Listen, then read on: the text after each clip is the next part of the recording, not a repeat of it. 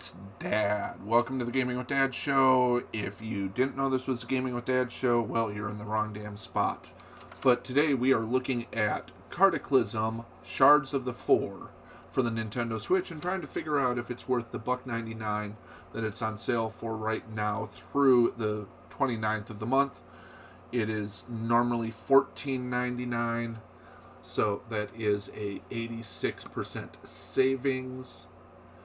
You are a dark wizard who shouldn't have tinkered with magic and spells, way too powerful for you. But you did. And this time, you messed up really bad. You've unleashed the four horsemen of the apocalypse and their minions upon the world. Well done! So hurry, grab your magical cards, and send them all back to their hellish dimension before the apocalypse destroys everyone and everything.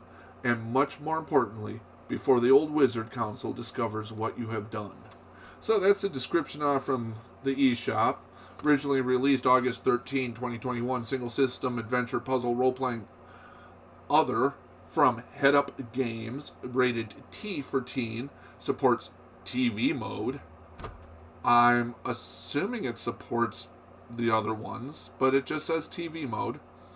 It is 2.7 gigs and comes in English, French, German, Japanese, Korean, Russian, and simplified Chinese.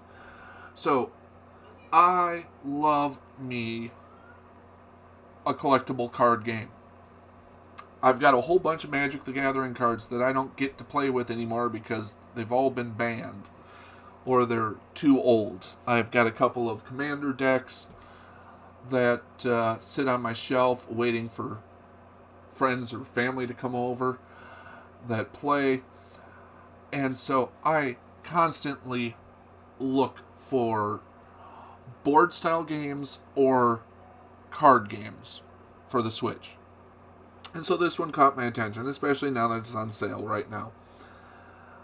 And it's interesting to say the least, although good concept, poor execution. So let's get into that here. Graphically, it's dull. I hate to say this. It's kind of bland in its graphical presentation. And not only that, but it's got the N64 blur going to it. It's like somebody smeared Vaseline over my glasses, and that's what I'm looking at. This isn't a capture problem. It's just fuzzy and not very sharp and clean. Therefore, graphics are actually going to get a 14. Sound-wise, it gets the job done. It's suitable.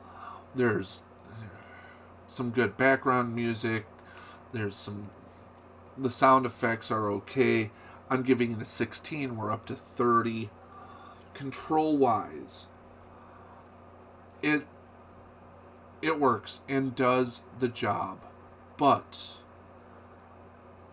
there's some oddities where selecting your creature or selecting the card or selecting the next move doesn't feel as intuitive as what it should.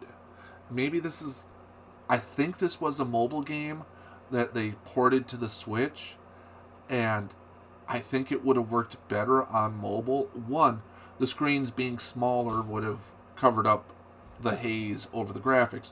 But then, touchscreen controls would have worked extremely well for this.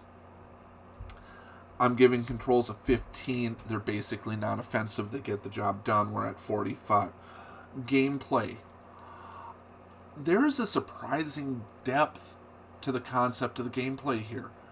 It works extraordinarily well, and you do feel like you're doing what you're supposed to be doing, which is playing a card game representing the mission. It kind of reminds me of the very first Magic the Gathering game that came out for the PCs back in, that must have been 96.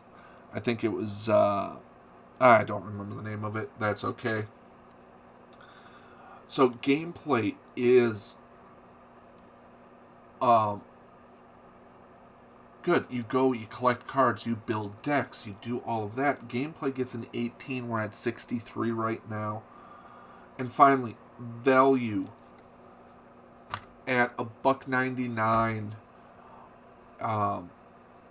It's still only a 15. It's not offensive. There are better simulated card games for the Switch, and there's just enough wrong where you're not going to get the enjoyment out of it that you want. Yeah, value is a 15. We're at a total of 78. I hate to say that. It's an ambitious game that is just executed poorly. The gameplay is good, but everything else distracts you from the good gameplay. So that said, have yourselves a great weekend. We'll talk to you guys later. Bye-bye. Got some videos here, as well as a subscribe button. Make sure to click that. Ring the bell. Leave comments. In general, be kind in those.